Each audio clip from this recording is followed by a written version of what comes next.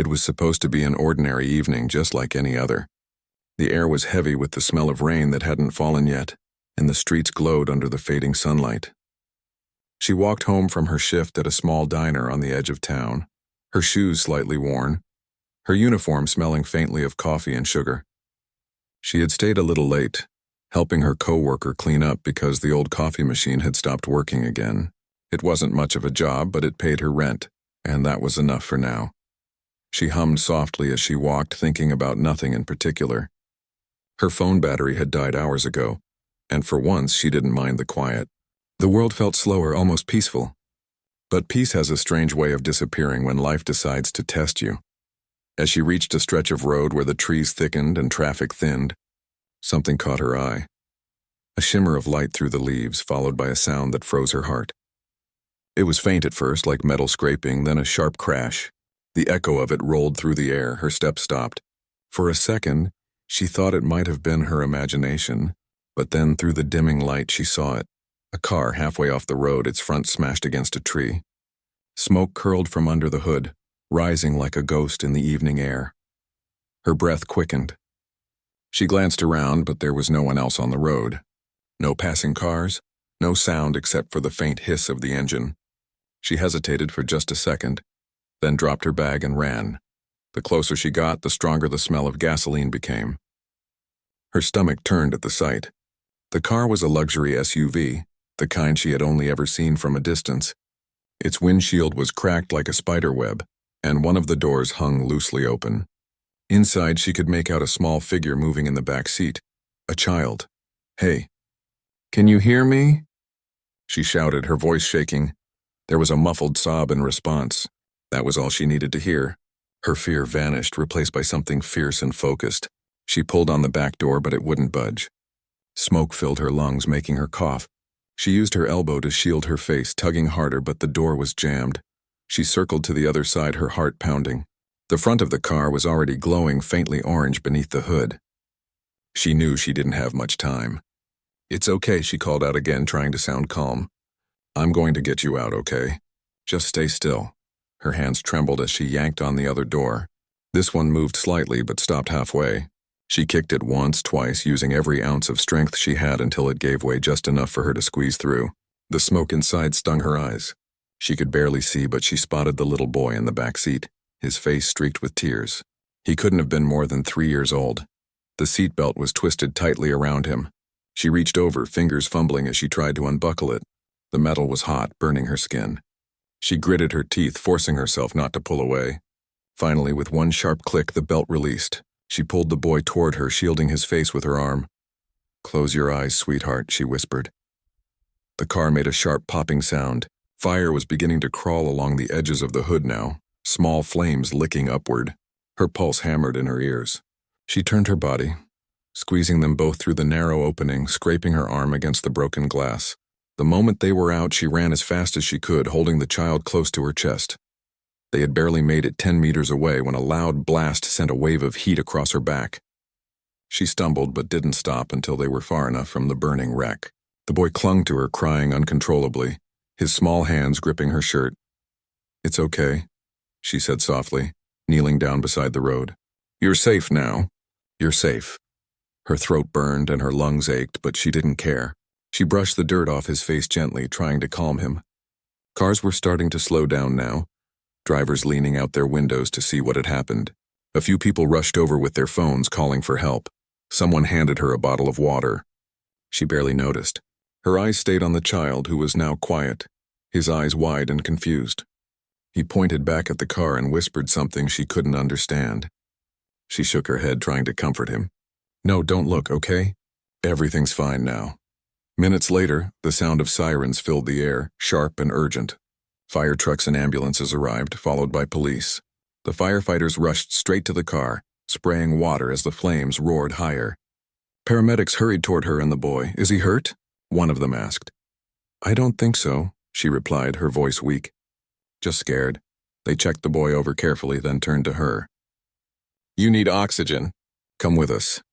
She shook her head at first, insisting she was fine, but the dizziness told her otherwise. She let them lead her to the ambulance, where she sat quietly, watching the chaos unfold in front of her. Her hands were shaking now that the adrenaline was fading.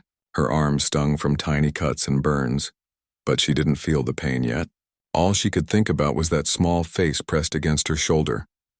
About 10 minutes later, a black car screeched to a stop behind the police line. A tall man in a suit jumped out, ignoring the officers trying to hold him back. He ran straight toward the ambulance, shouting the boy's name. When he saw the child sitting there, alive and unharmed, his entire body seemed to crumble with relief. He rushed forward, gathering the boy into his arms, holding him so tightly it was as if he would never let go again. For a moment, the world went still. The woman sat quietly, her eyes lowered. She didn't want to interrupt their moment. The man didn't notice her at first. He was too lost in his relief. But then the boy pointed toward her, saying something through small sobs. The man turned and finally saw her. Their eyes met for the first time. She expected anger, confusion, maybe even suspicion. Instead, his expression softened. There was something raw in his face, gratitude mixed with disbelief. He walked toward her slowly, still holding his son. "You," he began, his voice breaking. "You pulled him out?" She nodded, her throat dry. "He was crying inside the car. I couldn't leave him." He looked at her as if he couldn't find the right words. "You saved my son," he whispered. "I don't even know your name." "It doesn't matter," she said quietly. "He's safe. That's all that matters." He wanted to say more, but the paramedics interrupted, asking him to let them check the boy again. He stepped aside, but his eyes didn't leave her. There was something in his gaze that made her uneasy. Not in a bad way, but as if he was trying to understand her completely in that single moment. When the firefighters finally declared the fire under control, the man came back to her side. "Please," he said, "let me at least take you to the hospital." "You're hurt." "I'm fine," she insisted softly. "Really, I just need to get home." He looked at her, noticing the soot on her face, the burned sleeve of her shirt, the tired curve of her shoulders. He seemed to realize she wasn't the type who asked for help even when she needed it. "Then at least let me thank you properly," he said firmly. She gave a faint smile but didn't answer. The crowd around them had grown, cameras flashing as news reporters began to arrive. She didn't want her name on the news. She didn't want to be called a hero. She only wanted to go home, wash the smoke from her hair, and rest. When the ambulance finally drove away, she stood by the road, watching it fade into the distance. Her hands still smelled of smoke and metal.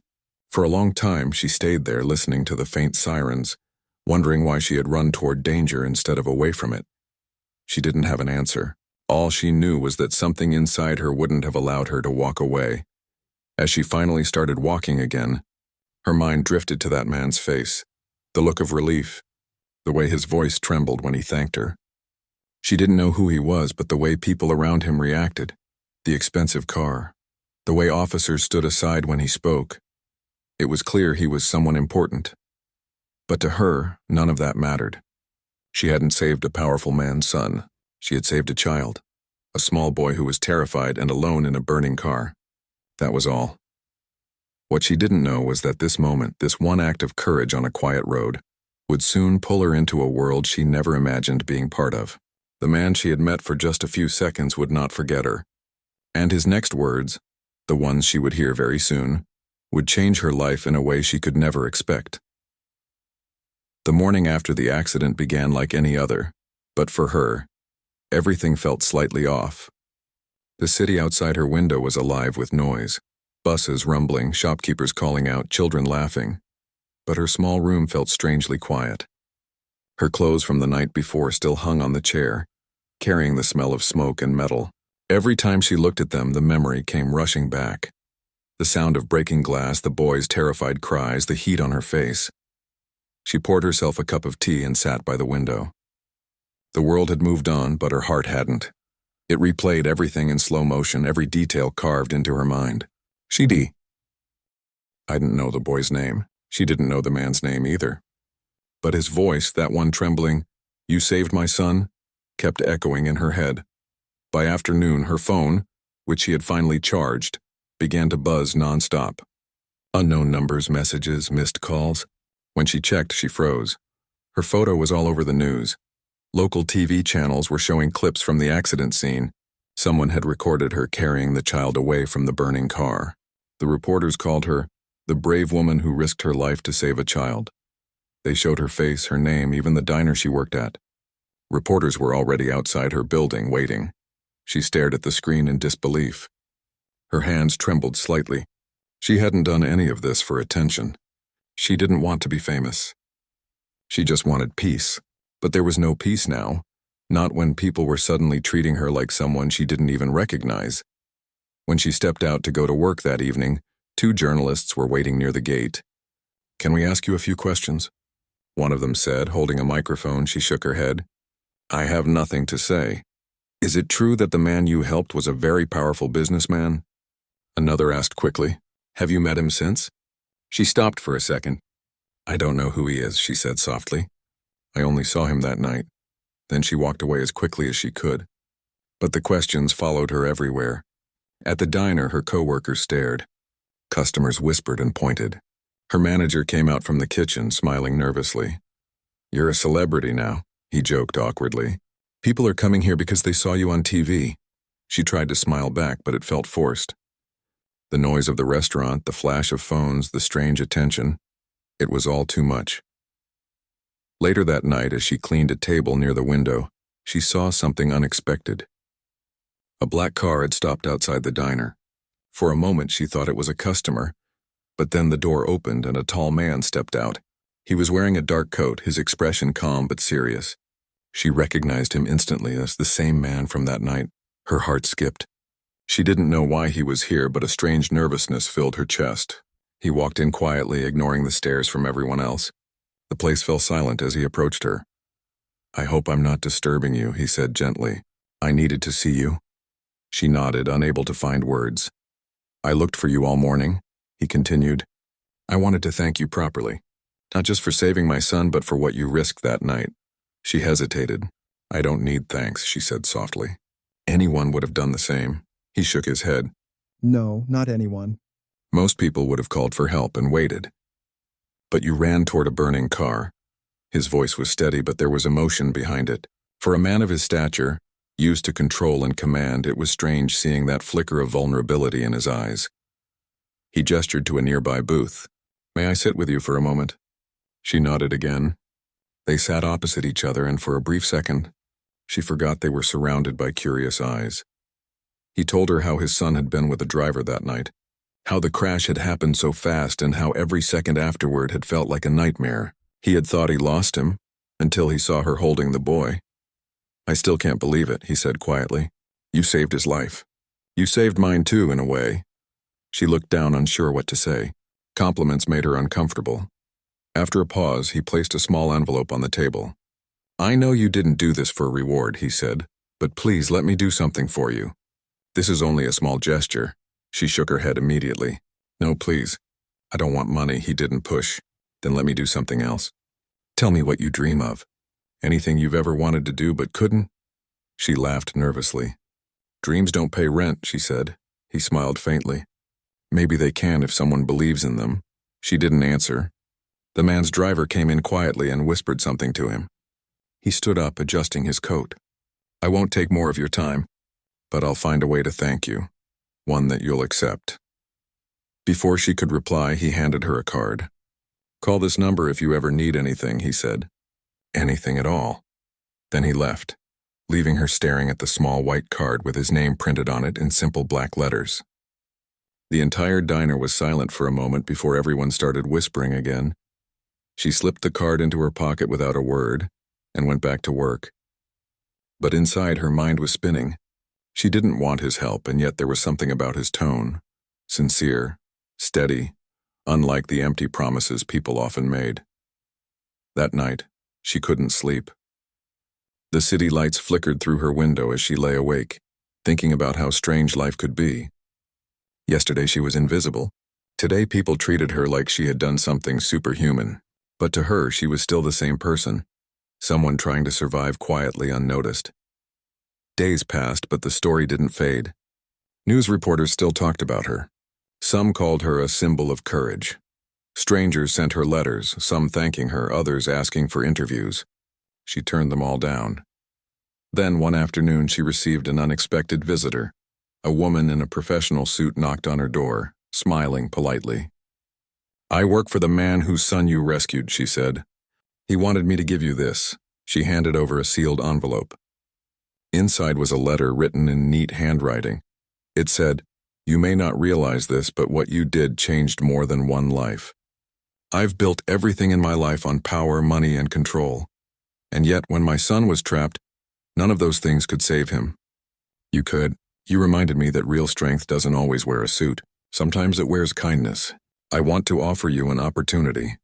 If you're willing, I'd like you to come work at my foundation. It's not charity. It's a place where people like you, people who act with heart, belong." She read the letter twice.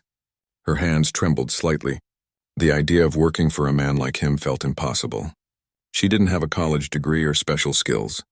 She didn't even know what she could offer to someone like that. But something about the way he wrote, honest, personal, without pride, made her think. For 2 days, she avoided replying. On the third morning, she finally called the number on the card.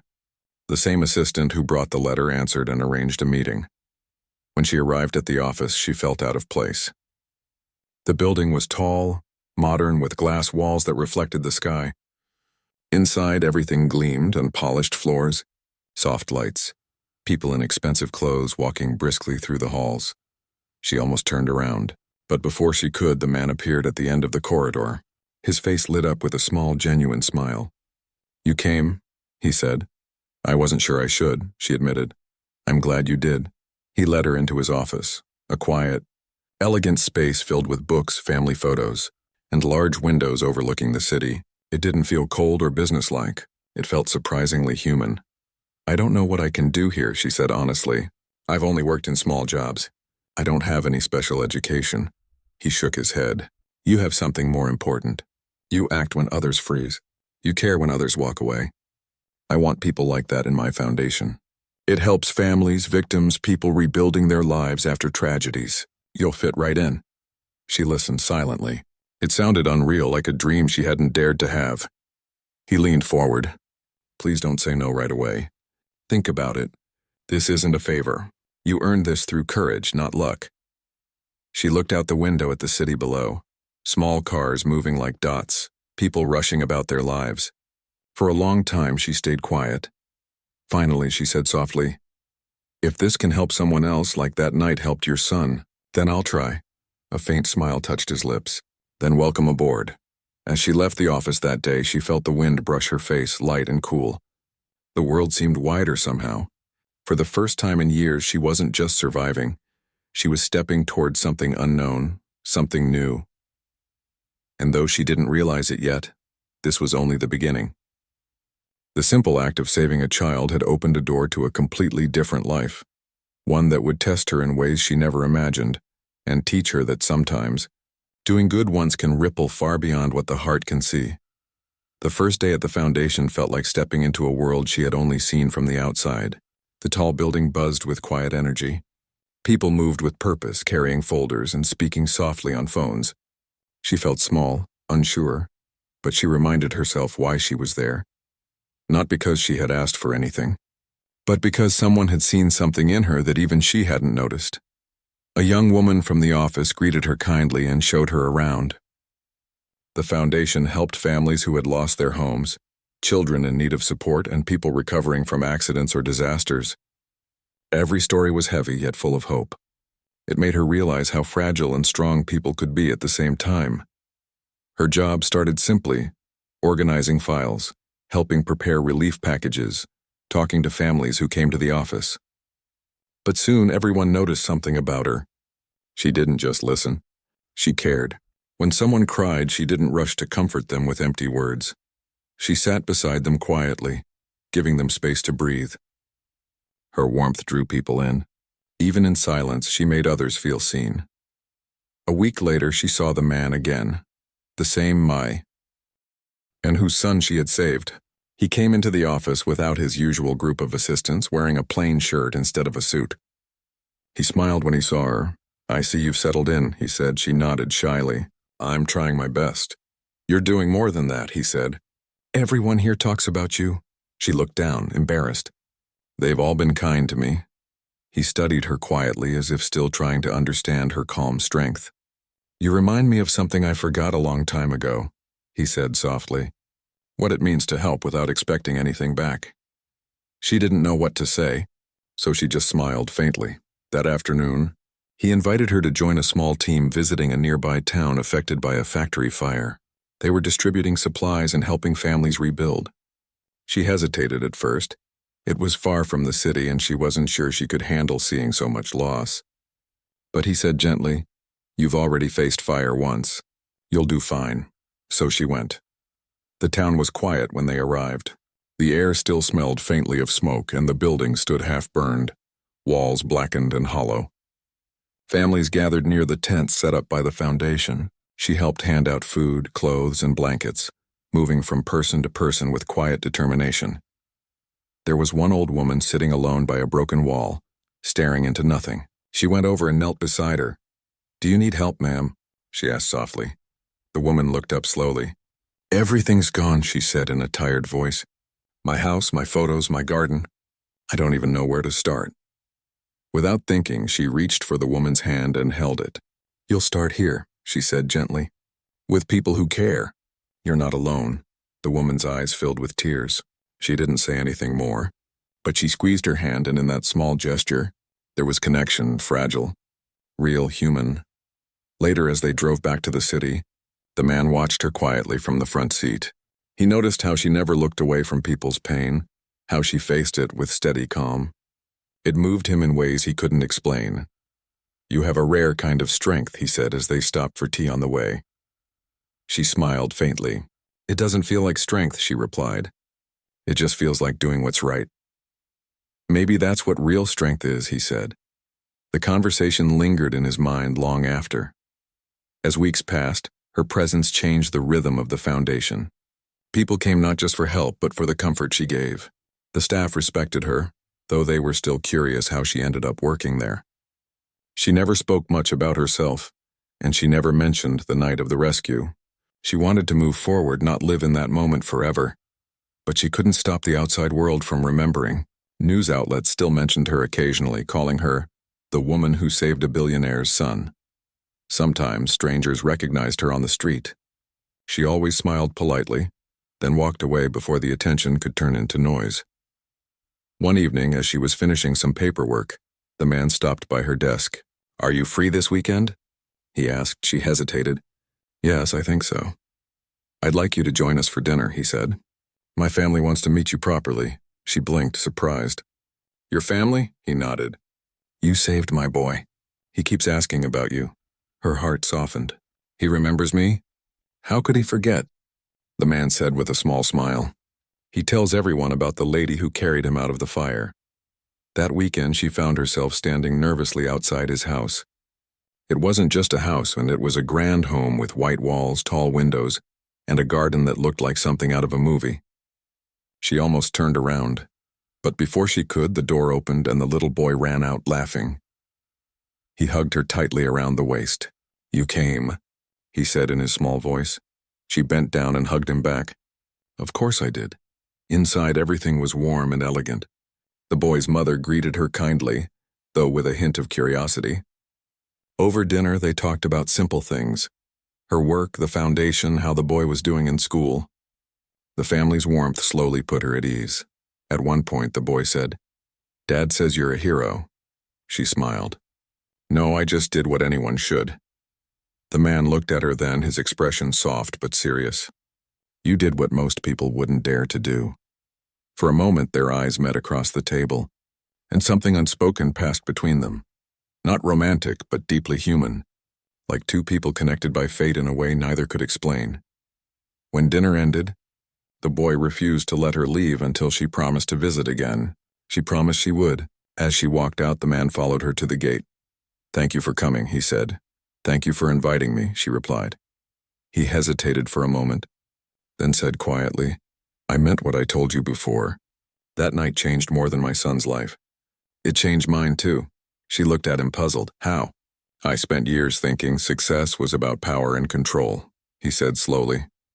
"But that night showed me how fragile life is. You reminded me of what really matters: kindness, courage, humanity. I lost that somewhere along the way." His words stayed with her long after she left. Over the next few months, their paths crossed often, at work meetings, foundation events, and outreach programs. Each time there was an ease between them that grew naturally. He respected her voice, asked for her opinion, and often stood quietly listening when she spoke to others. People began to notice that he smiled more these days, that he seemed lighter somehow. For her, the job became more than work. It became purpose. She felt needed, seen, and for the first time in years, proud of herself. Not because of fame or recognition, but because she was making a difference. One rainy afternoon, she sat by the window of her small apartment, looking out at the wet streets below. Her phone buzzed with a message from him. "We're launching a new relief program next month. I'd like you to lead it." She stared at the message, heart racing. Leading a project was something she never thought she'd be trusted with. She typed back slowly, "Are you sure I'm ready?" His reply came quickly. "You were ready the night you ran toward that burning car." Her eyes stung with quiet emotion. She set the phone down and let out a shaky laugh. Life had such strange ways of unfolding. The following weeks were filled with planning, travel, and long days. She led her small team with patience and heart. The foundation's work began to grow stronger under her guidance. Even those who had doubted her at first came to admire her, and through it all the man watched her with quiet pride. He didn't treat her like an employee. He treated her like someone who had reminded him of life's simple truth, that power means nothing without compassion. By the end of that year, the foundation held a ceremony to honor those who had made an impact. When her name was called, she stood nervously on stage, dressed simply, holding the small award in her trembling hands. The applause filled the hall. The man stood in the front row, smiling. When she looked out at the audience, she didn't see fame or wealth. She saw faces of people she had helped, children she had comforted, lives she had touched. And in that moment she realized something. Her story had begun with fire, but it had turned into light. Later that night, as she walked home under the city lights, she thought about the journey that had brought her here, from that lonely road, to the burning car, to this new chapter. Life had changed in ways she could never have planned, not because she sought reward, but because she had followed her heart. And though she didn't know what the future held, one thing was clear. That night had connected two worlds that were never meant to meet, and somehow through courage and kindness, both had been forever changed. She didn't know what to expect when she walked into the tall glass building that morning. The place looked so different from anything she had ever seen. Everything was polished and quiet, the kind of place where people walked quickly and spoke softly. She felt out of place in her plain dress and old shoes, but she kept her head up. She was there because the man whose son she had saved wanted to meet her again. The receptionist smiled and asked her to wait. She sat on a soft couch, her hands folded tightly in her lap. Her heart was beating fast. She had never been to a place like this before. Marble floors, shiny elevators, people dressed in suits carrying tablets and talking about meetings. It was a different world from the one she knew. After a few minutes, a kind-looking assistant came and led her into an office on one of the upper floors. The door opened and she saw him standing near the window. He turned as she entered, and for a moment neither of them spoke. The sunlight behind him made the room glow warmly. He smiled gently and thanked her again, his voice softer this time than when they had first met at the hospital. He asked her to sit, and she did, though her hands still trembled slightly. He told her how his son had been recovering well, how the boy often asked about her, how he wanted to see her again. Then he paused for a moment and looked at her riously. "You saved his life," he said quietly. "And not just his, you saved mine too." She didn't know how to answer. She shook her head and said she just did what anyone would do. But he disagreed. He said most people would have stood there, too scared to act. He said bravery like hers was rare, and it changed something inside him. Then he surprised her. He said he didn't want to give her money, not because he didn't think she deserved it, but because he knew that wasn't what she cared about. Instead, he wanted to offer her a real chance at a better life. He asked her about her dreams, what she had once wanted to do before life got in the way. At first, she didn't know how to answer. She hadn't thought about dreams in years.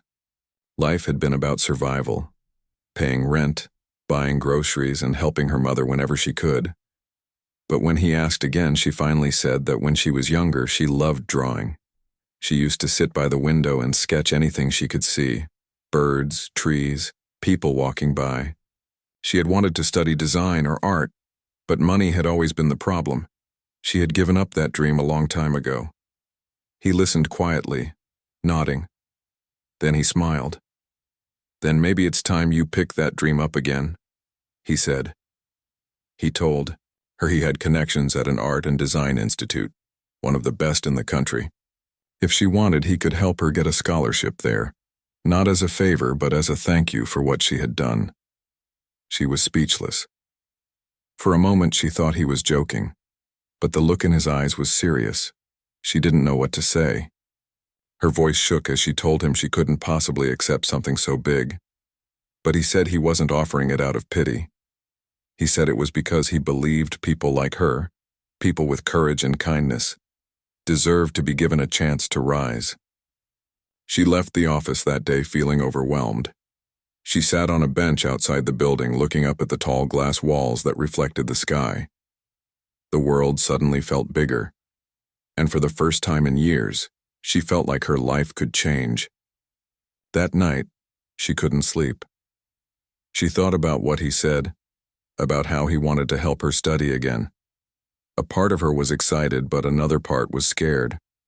What if she failed? What if she wasn't good enough? What if she didn't belong in that world?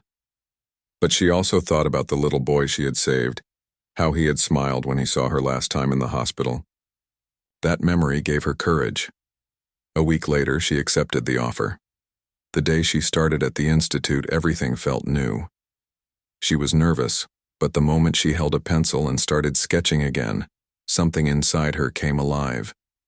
She had missed this. The feeling of creating, of expressing, of letting her imagination take shape. The man kept his word. He didn't treat her like someone who owed him anything. He didn't interfere or make her feel small. Every few weeks she would receive a kind message from him or his assistant, asking if she was doing well or if she needed any help. She always replied politely that she was fine. The boy, now fully recovered, sent her drawings of his own, little stick figures and messy hearts. She kept every one of them. As the months passed, she started to change. Her confidence grew. Her teachers noticed her talent. She was quiet, but hard-working. She stayed late at the studio, sketching long after others had left. Slowly, her work started getting noticed. One day, she was called to the head office of the institute. She was told that her latest project had been selected for a national art exhibition.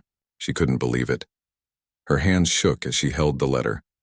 The exhibition night arrived, and she stood in a large hall filled with lights and people she had never met before: artists, journalists, even well-known figures from the city. Her painting, a powerful image of fire and rescue inspired by that night, hung in the center. As she looked at it, she realized how far she had come. That moment of fear, the smell of smoke, the sound of the child crying, it had all led her here. Then she saw them, the man and his son walking toward her. The boy ran up to her and hugged her tightly. "That's us," he said, pointing at the painting. She smiled, her eyes wet. The man thanked her again, but this time she stopped him. "You've thanked me enough," she said softly. "You helped me find myself again." He smiled and said something she would never forget.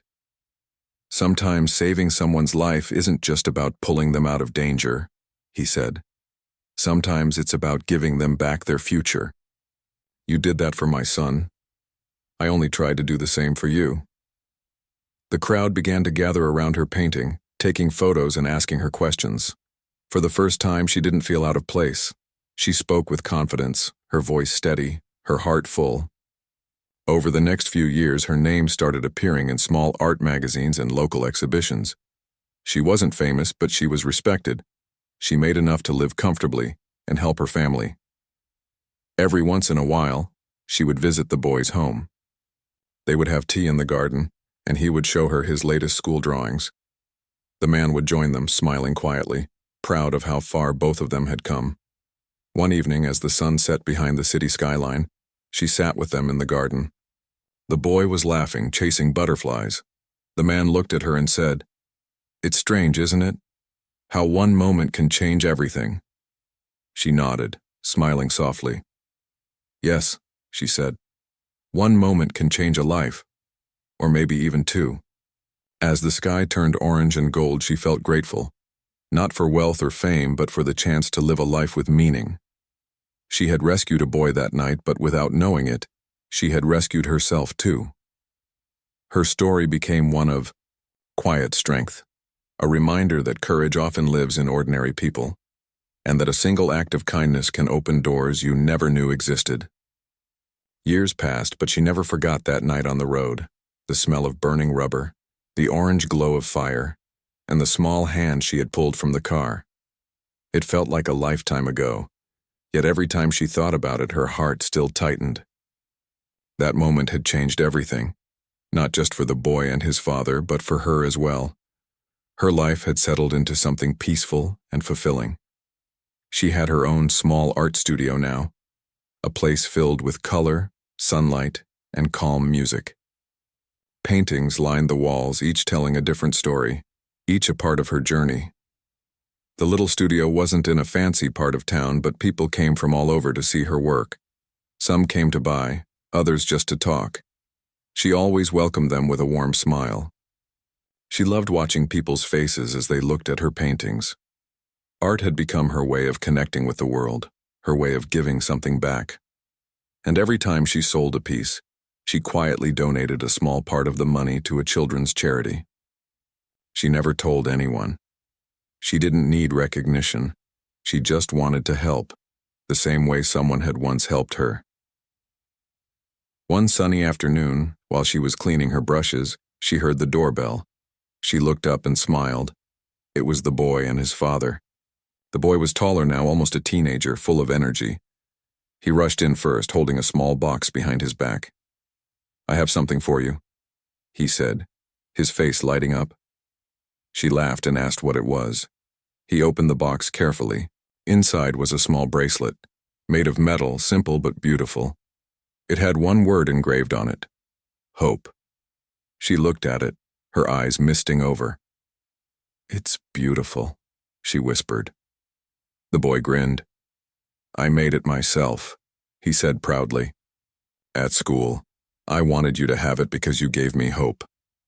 She couldn't speak for a moment. She hugged him tightly. The man smiled quietly, watching them, his expression filled with gratitude. After the boy ran off to look at her new paintings, the man turned to her. He said he still thought about that night, not with fear anymore, but with respect. He said he had seen many people with money and power, but few with her kind of heart. She smiled softly.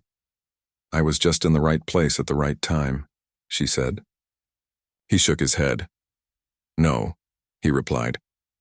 "You were brave when no one else was. You acted without thinking of yourself. That kind of courage is rare." They sat for a while, talking about life. He told her that his company had started a new foundation to support people who performed acts of kindness and bravery. He wanted her to be a part of it, not as a guest, but as one of the people who decided how it should help others. At first, she hesitated.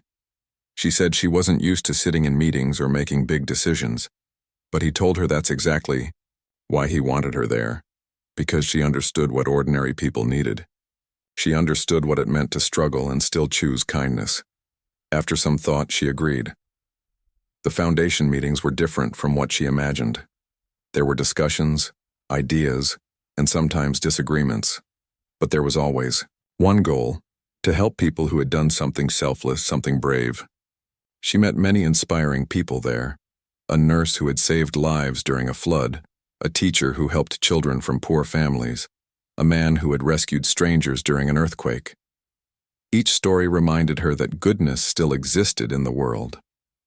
Over time, she became more confident in her role. She spoke up during meetings, suggested new projects, and even led one that supported young artists from small towns. She wanted them to have the chance she once thought she'd never get.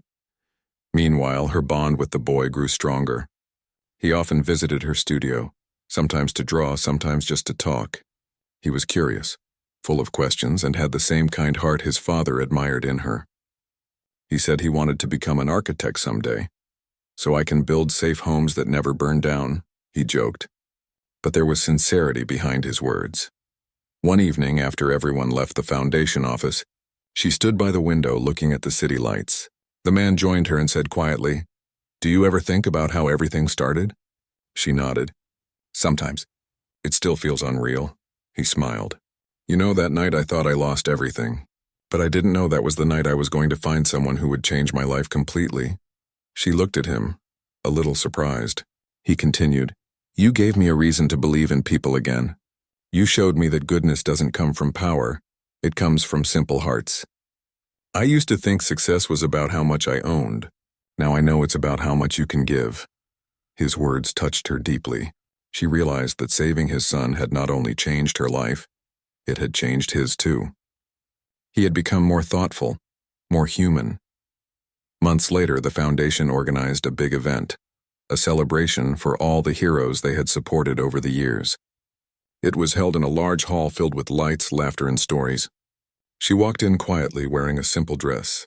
She wasn't there to be honored, but to help others share their stories. As the evening went on, the man walked onto the stage. He began to speak about courage and kindness. Then, without warning, he called her name. The crowd turned to look as she walked up, a bit nervous. He smiled and said, "There's someone here tonight who doesn't see herself as a hero, but she's the reason this foundation exists. Years ago, she saved my son from a burning car, but what she truly saved was my faith, my belief that one person's goodness can change the world. She taught me that kindness is power." The hall filled with applause. She felt her eyes burn with tears as people stood and clapped.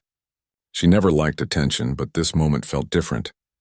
Not about fame, but about gratitude. When the boy came on stage and hugged her, whispering "thank you" in her ear, she finally let the tears fall. After the event, people came up to her, some with tears in their eyes, telling her how her story had inspired them to do good things, even small ones. She realized that the fire she had once feared had given birth to a different kind of light, one that now lived in countless hearts. The next morning, she walked to her studio, the city still quiet and fresh from the night's rain. She opened the window and let the soft breeze in. On her desk was the bracelet the boy had given her, the one that said hope. She picked it up and smiled. She sat down and began to paint. This one was different, not about fire or fear, but about new beginnings. It showed a woman standing by a road at dawn, watching the first light touch the sky. It was her way of saying goodbye to the past and welcoming the future. When she finished, she stepped back and looked at it. For the first time, she felt complete. She realized that her story wasn't about being a hero. It was about being human, about choosing to act when others might not, about believing that every small act of goodness matters. Later that day, the man and his son visited again. They stood quietly in front of the new painting. The boy said, "It looks peaceful." She nodded.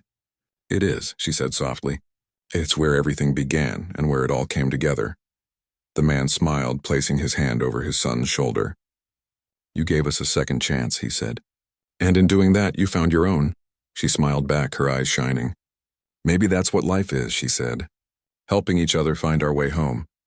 They stayed for a while, talking and laughing until the sun began to set again, the same warm orange that once lit up the sky on that night long ago. But now there was no fear in it, only peace.